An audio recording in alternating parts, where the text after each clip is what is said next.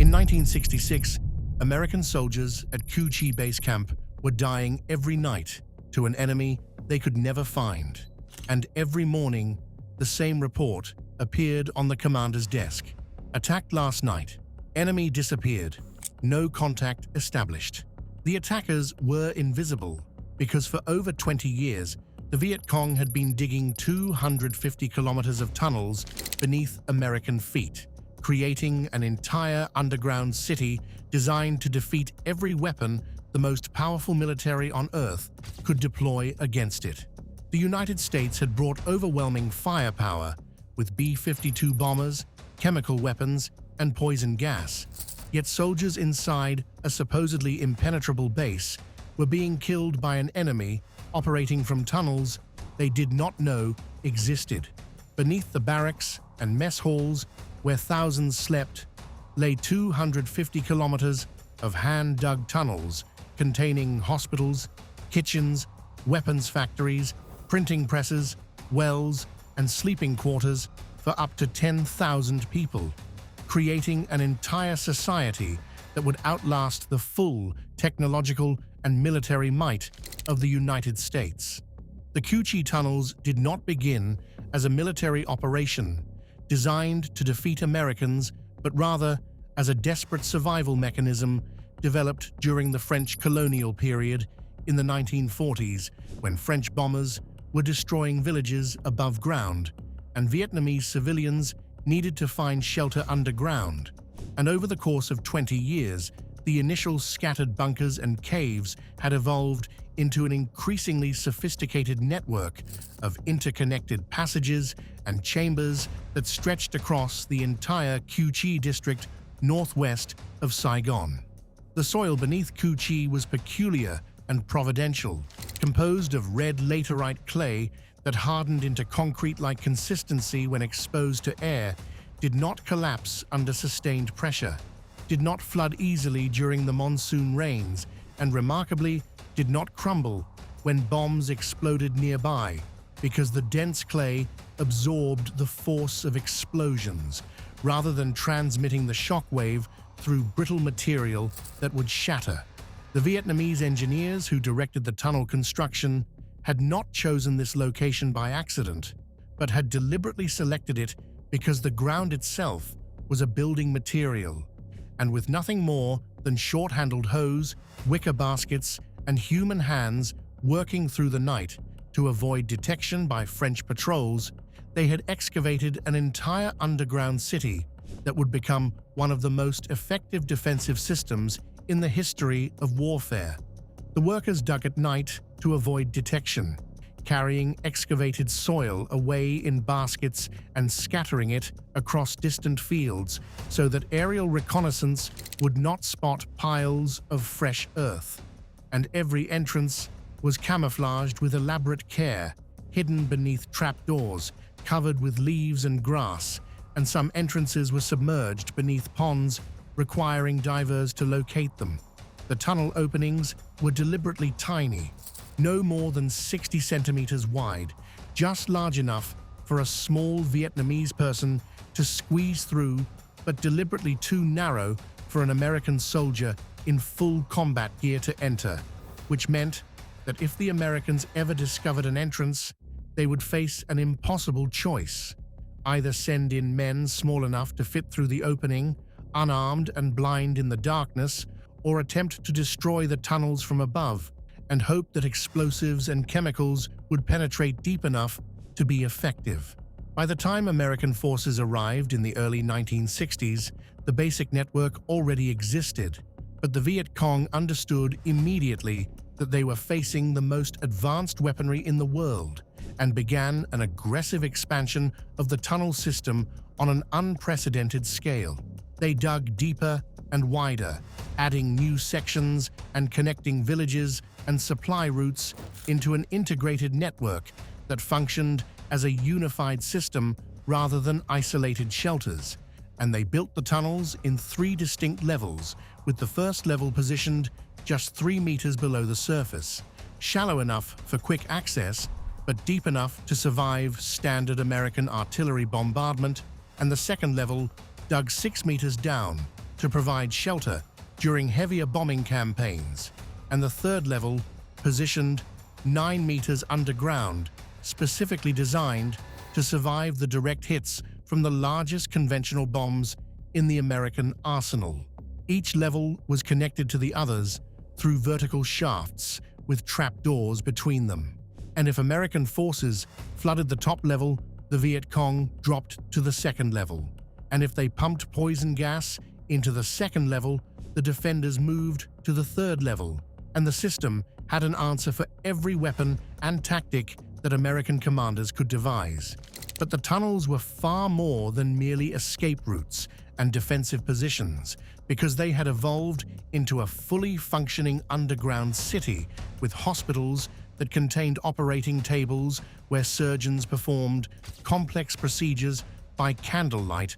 on wounded soldiers, with kitchens equipped with ventilation systems so ingeniously designed that smoke was channeled horizontally through hundreds of meters of tunnel before emerging from the ground, far from any entrance, making it impossible for aerial observers to locate the cooking areas from above, with weapons factories where captured American ammunition was recycled into new weapons and explosives, with printing presses producing propaganda materials, with wells providing fresh water drawn from underground sources, and with sleeping quarters where thousands of people lived for months at a time without seeing daylight. At the peak of tunnel occupation, approximately 10,000 people were living underground simultaneously, with people being born, married, dying, and raising children in the tunnels while maintaining schools, medical facilities, and administrative structures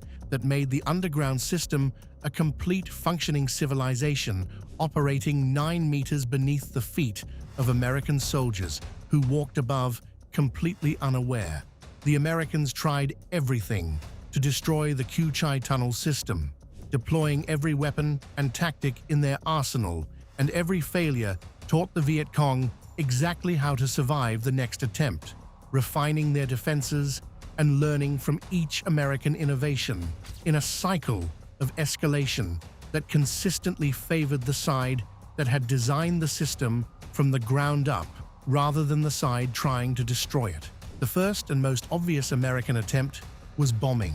because the reasoning seemed straightforward. If the tunnels were underground, then hitting them hard enough from above with overwhelming tonnage of explosives would cause them to collapse. And in 1965, Operation Rolling Thunder was launched with B-52 bombers, dropping thousands of tons of explosives across the Cu Chi district, and the surface of the Earth became unrecognizable, with trees obliterated, craters covering the landscape, and the jungle reduced to ash and rubble. American commanders studied aerial photographs and saw what appeared to be total destruction,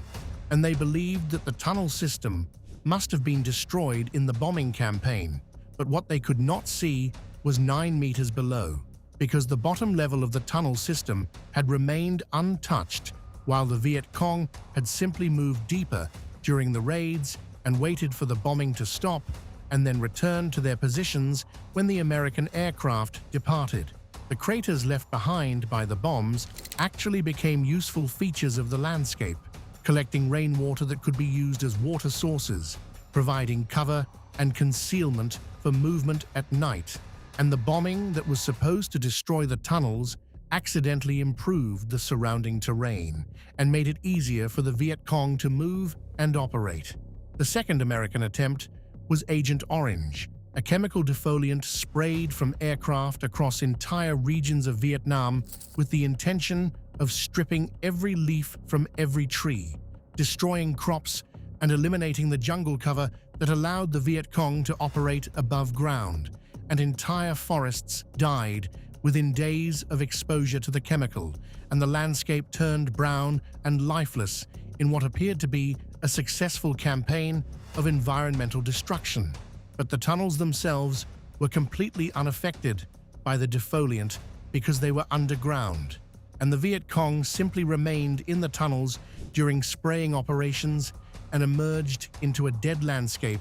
that was actually easier to move through at night because there was no undergrowth to slow them down, which meant that the American tactic of destroying the jungle above ground had paradoxically made it easier for the enemy to operate in the cleared areas. The third attempt was flooding, where American engineers pumped water directly into tunnel entrances with the intention of filling the entire system and forcing everyone out or drowning them in a simple and supposedly effective tactic that would have worked against any conventional tunnel system. But the Viet Cong had anticipated this possibility and installed watertight trapdoors between every major section of tunnel. And when water entered one section, they sealed off the flooded area, and the rest of the network stayed dry and continued operating normally. American engineers pumped thousands of gallons of water into the Cu Chi tunnel system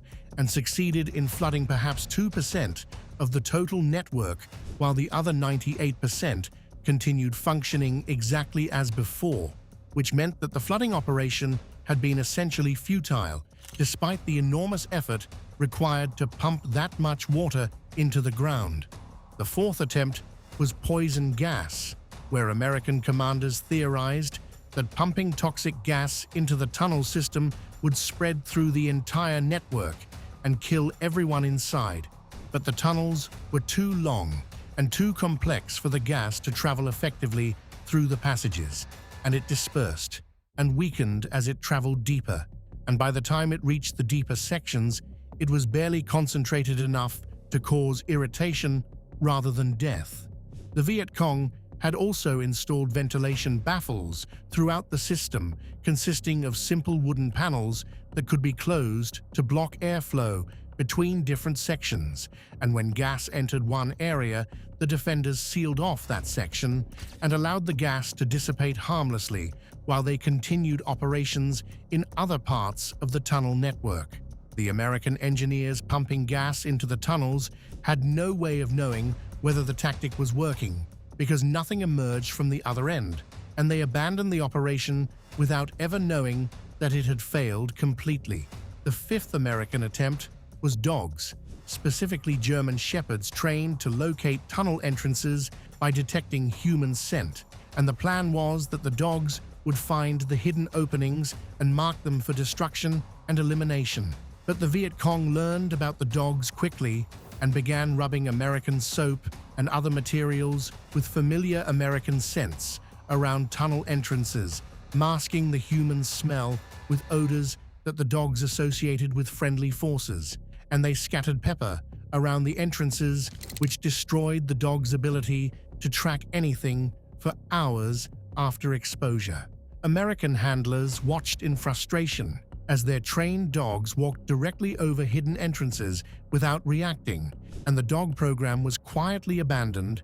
after producing no useful results. Every single method that the most powerful military force on Earth could devise had been defeated by people with shovels, wooden panels, and pepper, and the Americans were forced to make a decision that nobody who made it would ever forget. If technology could not solve this problem, then they would send in humans, someone small enough to fit through a 60-centimeter hole, armed with nothing but a pistol and a flashlight, and hope that they came back out alive. The US Army needed men with specific physical characteristics: small, lean, narrow shoulders, because the tunnels were 60 to 80 centimeters wide, and a standard American soldier in full combat gear could not fit. So they selected the smallest men from their divisions: Australians and Puerto Ricans, and small-framed Americans, men who under any other circumstances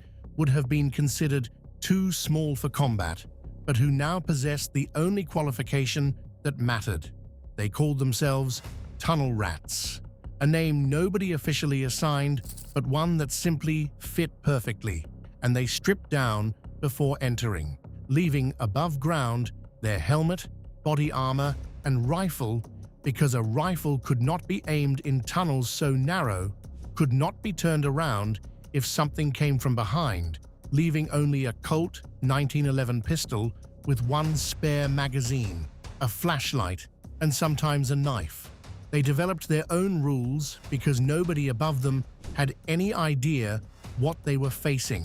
And the first rule was to move slowly, because every centimeter of tunnel floor could be a pressure plate rigged to explosives, and every wall could have a wire stretched across it at throat height in the complete darkness. The second rule was to use the flashlight as little as possible, because light travels far in a tunnel, and if you can see, you can be seen. So they learned to move in complete darkness, feeling the walls, hearing breathing that was not their own, navigating by senses other than vision. The third rule was that if you heard movement ahead, you stopped and waited, and let your eyes adjust to whatever faint light existed, and let your ears tell you how far away the sound was, and whether there were multiple people, and which direction they were moving. And then you made a decision about whether to advance or retreat. What they found inside the tunnels was beyond anything they had been briefed on, because the Viet Cong had spent 20 years preparing these tunnels for exactly this situation of small soldiers entering in the darkness. The first thing most tunnel rats encountered was not an enemy soldier, but traps, punji sticks consisting of sharpened bamboo stakes coated in poison or feces, buried in shallow pits covered with thin layers of dirt. And when a soldier put his hand down to crawl forward, his hand went through the covering into the pit, and the stakes went through his palm, and the infection that followed was often worse than the wound itself. Some pits were angled so the stakes went in easily but could not be pulled out without tearing flesh, and others had stakes pointing upward from the floor and downward from a false ceiling, so that a soldier crawled into the space between them without realizing until he tried to move forward or backward and became impaled.